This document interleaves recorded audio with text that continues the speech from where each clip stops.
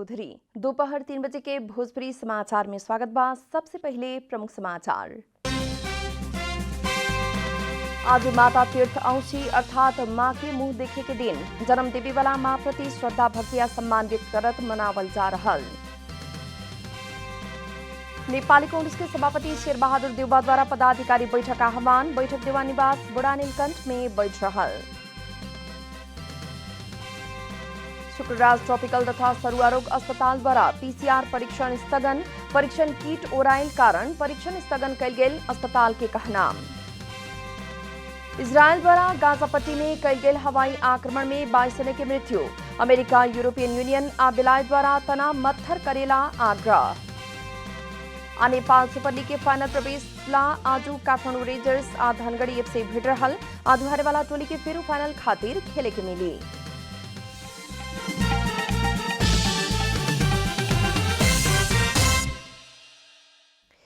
अब पूरा समाचार।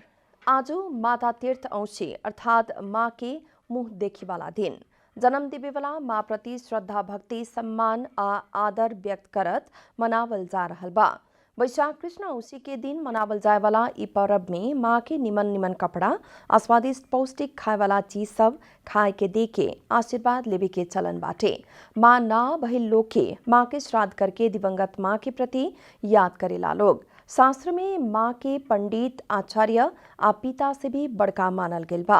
आज के दिन दिवंगत माँ के याद में थानकोट नजदीके के माता तीर्थ में जाके स्नान आ विष्णु और दर्शन आ पूजा कल जाला। इ बार कोरोना वायरस संक्रमण तीव्र हो रहल आ लॉकडाउन के चलते माता तीर्थ मेला ना लागी।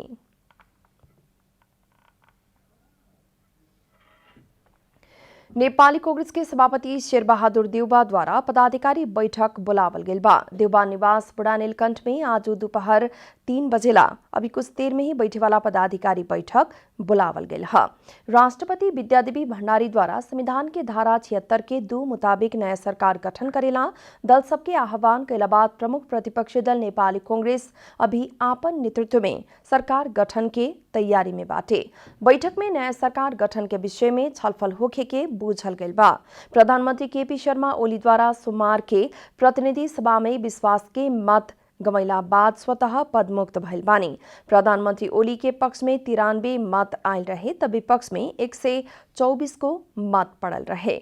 जसपा के महंत ठाकुर पक्ष के 15 जने सांसद तटस्थ बैठल रहे लोग। आज के पदाधिकारी बैठक के बाद नेपाली कांग्रेस से माओवादी केंद्र आ जनता समाजवादी पार्टी संगे छलफल करे के भी बतावल गेल बा। हेलीकॉप्टर कंपनी के बेसी शुल्क ना लेवे खातिर नेपाल नागरिक उड्डयन प्राधिकरण क्यान द्वारा निर्देशन दिहल गेल बा। आकस्मिक उद्धार के नाम में हेलीकॉप्टर कंपनी से तय भइल से बेसी शुल्क लेहल कह के विभिन्न संचार माध्यम में आयल समाचार के प्रति क्यान से आपन गंभीर ध्यानाकर्षण भइल भी जनावल गेल बा। प्राधिकरण द्वारा विज्ञप्ति जारी करत कोरोना संक्रमित यात्री के उसार प्रसार करेला हेलीकॉप्टर कंपनी द्वारा लेहल जाए वाला अतिरिक्त शुल्क के औरी कम करेला प्राधिकरण सभी हेलीकॉप्टर कंपनी के निर्देशन दे चुकल भी स्पष्ट कैले बा। वही लेखा उड़ान में बिचौलिया मार्फत हो सके वाला अवांछित गतिविधि सबके कड़ाई के साथ नियंत्रण करे खातिर सभी हेलीकॉप्टर कंपनी के संपर्क कर्मचारी और टेलीफोन नंबर भी सार्वजनिक करे खातिर निर्देशन दिहल क्यान जनौले बा। क्यान के निर्देशन बमोजिम हेलीकॉप्टर कंपनी द्वारा सरकार से तय कल गेल प्रति घंटा के भाड़ा दर में भी सहूलियत प्रदान करके उड़ान संचालन कर रहल, लेकिन कोविड-19 संक्रमित यात्रु बोके के पड़ल समय वो यात्रु के व्यवस्थापन आ चालक दल तथा अन्य संलग्न कर्मचारी के स्वास्थ्य जोखिम के बाबत थप अतिरिक्त शुल्क संबंधी हेलीकॉप्टर कंपनी से लेते आयल मिलल विज्ञप्ति में उल्लेख कल गेल बा। दुर्घटना में पड़ के एक दंपति के मृत्यु भइल बा। हनुमाननगर कंकालिनी नगरपालिका 3 पोरताहा स्थित पूर्व पश्चिम राजमार्ग में आज सवेरे भइल दुर्घटना में उहे ठाउँ रहे वाला 45 वर्ष के सत्यनारायण मंडल आ उनकर पत्नी 40 वर्ष के सुनीता देवी मंडल के मृत्यु भइल सप्तरी प्रहरी जनौले बा। पश्चिम से पूर्व तरफ जा रहल नाछौख 3861 नंबर के ट्रक से विपरीत दिशा से आ रहल साइकिल के ठोकर देहला बाद साइकिल में सवार मंडल दंपति के मृत्यु भइल बा। साइकिल में सवार मंडल दंपति घायल भइल दोनों जने के इलाज खातिर जिला अस्पताल भारदा ले जावे के क्रम में दोनों जने के रस्ते में मृत्यु भइल बतावल गेल बा। शव परीक्षण खातिर गजेंद्र नारायण सिंह अस्पताल राजबिराज में लियावल गेल बा। ठोकर देवे वाला ट्रक आ चालक के प्रहरी आपन नियंत्रण में ले बा।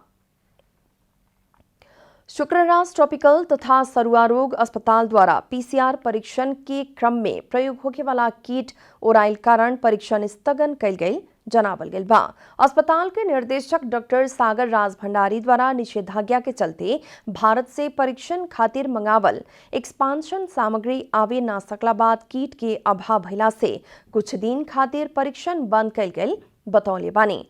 टेको अस्पताल में दैनिक 500 से बेसी व्यक्ति के पीसीआर परीक्षण होते आ रहा बा। निर्देशक राज भंडारी आवश्यक परीक्षण सामग्री कुछ दिन के बाद आप पुगे के आप फेरू परीक्षण शुरू करे के भी बतौले बानी। भोजपुरी समाचार में आप छोट विश्राम।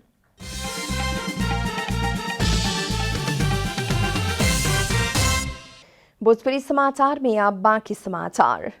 बहराइन के राजकुमार मोहम्मद हमाद मोहम्मद अल खलीफा सहित के टोली विश्व के सर्वोच्च शिखर सगरमाथा के सफल आरोहण कैले बा।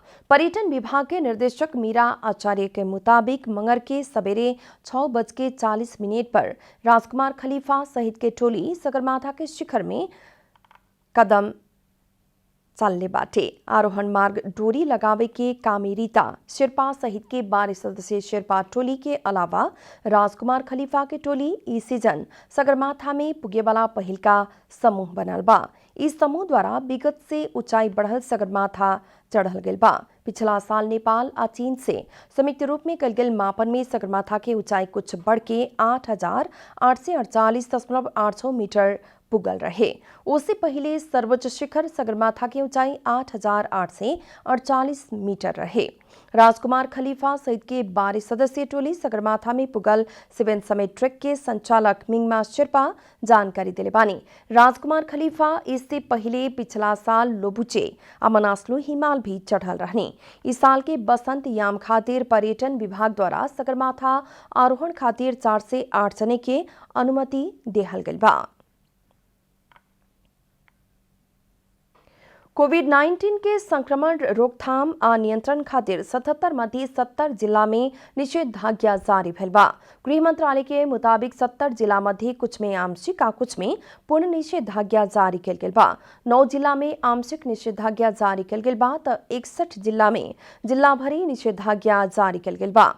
सप्तरी, धनकुटा, सिंधुपाल्चोक, इलाम, म्याग्दी, ताप्लेजुङ, रामेछाप, मकवानपुर आ काभ्रे पलाञ्चोक में आंशिक निषेधाज्ञा जारी कल गेल बा। कोरोना वायरस के दोसरका लहर के कारण संक्रमण खातिर मृत्यु होने वाला के संख्या बढ़ते जा रहा बा। चीनिया अनुदान के ऑक्सीजन सिलेंडर लेवे खातिर नेपाल वायु सेवा निगम के वाइड बॉडी जहाज चीन के राजधानी बेइजिंग पुगल बा। नेपाल एयरलाइंस के वाइड बॉडी जहाज सोमवार के रात 11:30 बजे बेइजिंग प्रस्थान कैले रहे। ऑक्सीजन सिलेंडर बुक के जहाज आज दोपहर आबी के जनावल गेल बा। चीन से नेपाल के 20,000 थान ऑक्सीजन सिलेंडर अनुदान में उपलब्ध करावल जा रहा बा। पहिल का खेप में नेपाल एयरलाइंस के वाइड बॉडी जहाज से 400 थान ऑक्सीजन सिलेंडर आ 10 थान वेंटिलेटर नेपाल लियावे के मुख्य सचिव नेतृत्व के कोविड-19 सहजीकरण समिति द्वारा जनावल गेल बा। पहिल का लट के सामान सब आज लियावे के आ थप सिलेंडर लियावे खातिर सरकार के व्यवस्थापन मुताबिक जहाज तैयारी अवस्था में रहे के नेपाल वायु सेवा निगम जनौले बाटे। इहे हफ्ता चीन से सहयोग कल गेल थप 40 थान वेंटिलेटर, 20 थान ऑटोमेटेड एनालाइजर, 10 थान डीआर मशीन, 20 थान पोर्टेबल अल्ट्रासाउंड आ 30 थान एनेस्थेसिया मशीन तातोपानी नाका होते लियावे के कोविड-19 सहजीकरण समिति जनौले बा। चीन से इससे पहले ही नेपाल के कोरोना विरुद्ध के वेरोसिल खोप के 8 लाख डोज अनुदान में उपलब्ध करावल गेल बाटे। अब आर्थिक समाचार।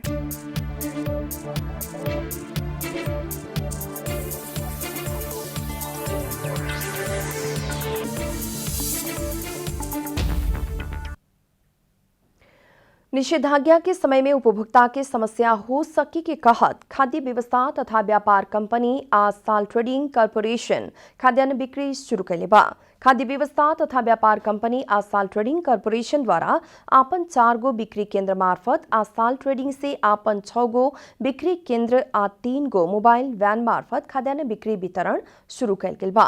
खाद्य कंपनी आज साल ट्रेडिंग से पिछला बरस के लॉकडाउन आ निषेधाज्ञा में जैसन आपन बिक्री केंद्र मार्फत सेवा दिहल जनावल गेल बा। बिक्री केंद्र में अन्य सामान संगे गैस के मांग भइला बाद खाद्य कंपनी द्वारा साल ट्रेडिंग संगे के सहकार्य में आपन बिक्री केंद्र में गैस बिक्री करे लागल बा। कंपनी द्वारा थापाथलिया नखो में सवेरे 7 बजे से संझिया 7 बजे तक बिक्री के व्यवस्था मिलावल गई बा। तो रामशाह पथ आ भक्तपुर के सूर्य विनायक में सवेरे 7 से लेकर 10 बजे तक सामान बिक्री के प्रबंध कल गए। कंपनी के सूचना अधिकारी शर्मिला सुवेदी जानकारी देने कंपनी द्वारा ऑनलाइन में ऑर्डर लेके भी उपत्यका भर निःशुल्क रूप में उपभोक्ता के घर अंगना में ही होम डिलीवरी सेवा संचालन में भी लियावल गई बा। भोजपुरी समाचार में फिर छोट विश्राम।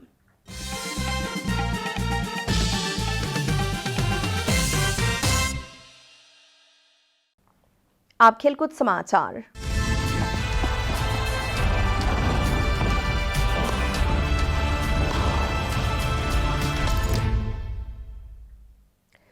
नेपाल सुपर लीग एनएसएल के फाइनल प्रवेश खातिर आज काठमांडू रेंजर्स आ धनगढ़ी एफसी भिड़े जा रहा बा। आज के खेल में हारला पर टोली के फेरू फाइनल खातिर खेले के मिली। वो खातिर आज हारे वाला टोली से तेसर का चौथा स्थान के टोली के बीच होखे वाला खेल के विजेता के हरावे के पड़ी। लीग के तेसर का स्थान में ललितपुर सिटी एफसी आ चौथा स्थान में बुटवल बाटे। ललितपुर आ बुटवल बीच के खेल के विजेता टोली आज होखे वाला खेल के हारल टोली संगे फाइनल प्रवेश खातिर भिड़े। दशरथ रंगशाला में आज के खेल संजिया 5:30 बजे से शुरू होगी। लीग चरण में 6 खेल में 13 अंक जोड़त काठमांडू पहिल का आ 10 अंक जोड़ के धनगढ़ी दोसर का भइल रहे। अंत में प्रमुख समाचार फिर एक बेर। आज माता तीर्थ औसी अर्थात माँ के मुंह देखे वाला दिन जन्म देवे वाला माँ प्रति श्रद्धा भक्ति आ सम्मान व्यक्त करत मनावल जा रहा। नेपाली कांग्रेस के सभापति शेर बहादुर देउबा द्वारा पदाधिकारी बैठक आह्वान। बैठक देउबा निवास बड़ा नीलकंठ में बैठ रहल। शुक्रराज टॉपिकल तथा सरुआ रोग अस्पताल द्वारा पीसीआर परीक्षण स्थगन। परीक्षण किट ओराई कारण परीक्षण स्थगन कई गई अस्पताल की कहना। इजरायल द्वारा गाजा पट्टी में कई गई हवाई आक्रमण में 22 जने की मृत्यु। अमेरिका यूरोपियन यूनियन आ बेलायत द्वारा तनाव मत्थर करेला आग्रह। और नेपाल सुपर लीग के फाइनल प्रवेश ला आज काठमांडू रेंजर्स आ धनगढ़ी एफसी भिड़ रहल। आज हारे वाला टोली के फिर फाइनल खातिर खेले के मिली।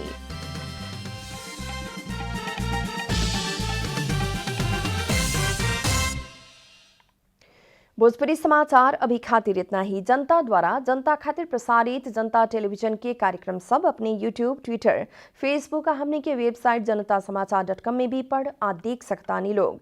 सूचना में अपने के सहभागिता, समय में समाचार, हमने के प्रतिबद्धता। नमस्कार।